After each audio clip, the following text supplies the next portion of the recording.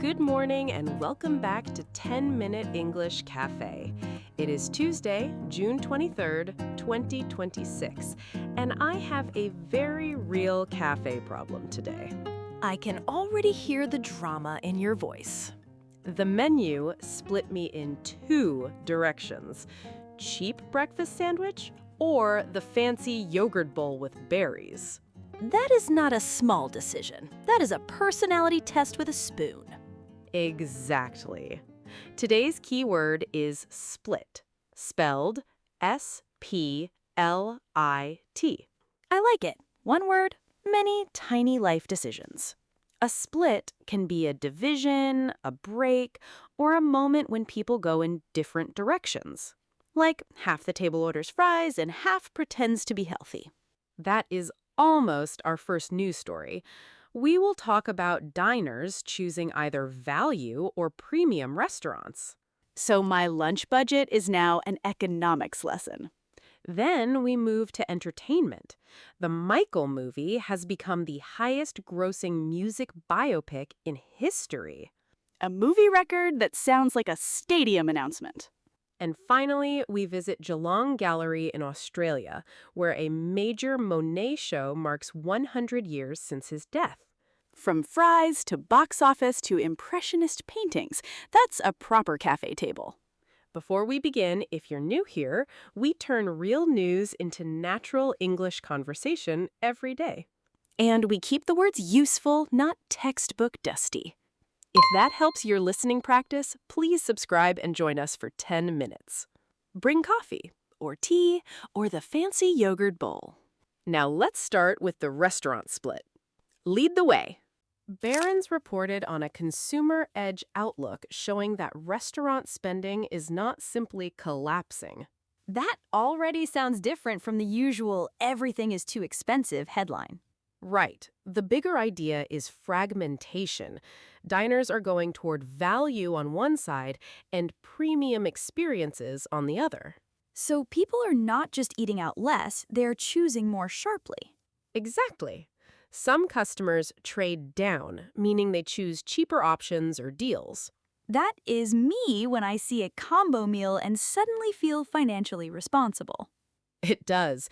In business English, value often means the customer feels the price is worth it.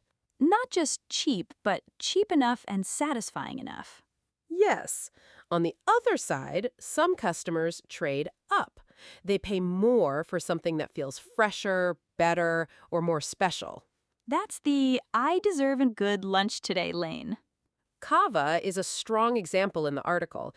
Its same restaurant sales were up 9.7%. So a bowl that feels healthy and a little special can still win. That's the interesting part. The middle can become uncomfortable when customers split. Because if you're not clearly affordable or clearly worth the extra money, people hesitate. Exactly. The phrase stuck in the middle is useful here. I know that feeling. Too expensive for a quick lunch, too ordinary for a treat. And this is not just restaurants. Think about clothes, streaming services, even travel. People ask, is this the smart, cheap choice, or is it special enough to pay more? That's why today's keyword fits. A market can split when customers move in different directions. And the split tells businesses what people actually care about. Price still matters, but so does the feeling of getting something worth choosing. My lunch decision suddenly feels very strategic. It's strategic, but also delicious. Now, let's move from restaurant numbers to movie numbers. Movie numbers, I'm ready. Pitchfork reported that Michael has become the highest-grossing music biopic in history. That sentence has a lot of big movie energy in it. It does. A biopic is a movie about a real person's life. A music biopic focuses on a musician or singer. So not just a concert film, it is the life story version. Exactly. This film is about Michael Jackson, with Jafar Jackson playing him. That family connection probably makes the casting feel even more visible. The article said the movie earned $911.9 million worldwide at that point. That is not a niche music story. That is global event money. And it surpassed Bohemian Rhapsody, which had been the major benchmark for music biopics. I like the word surpassed. It sounds cleaner than jumped over the old record.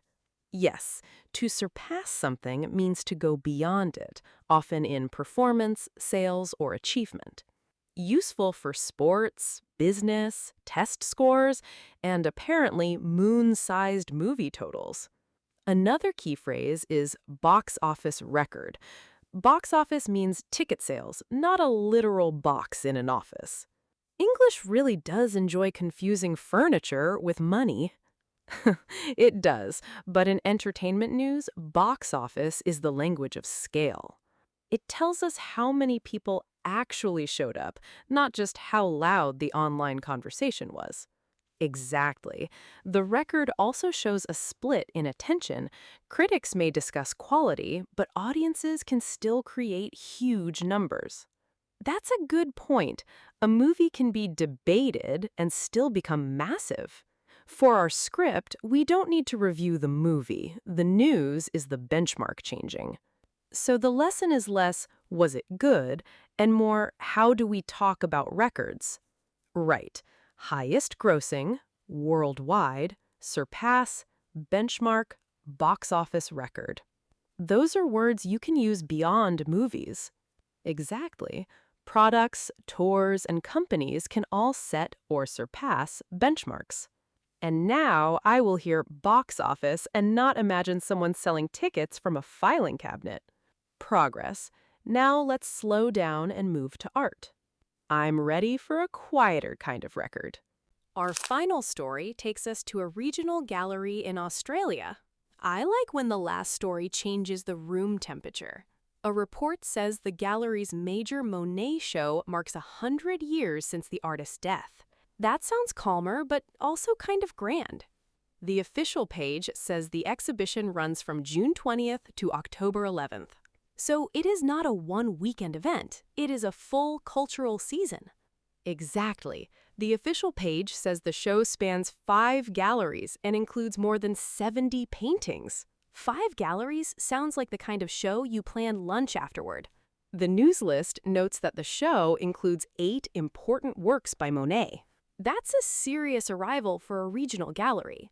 That phrase is important. Regional gallery. It means a gallery outside the biggest capital city spotlight.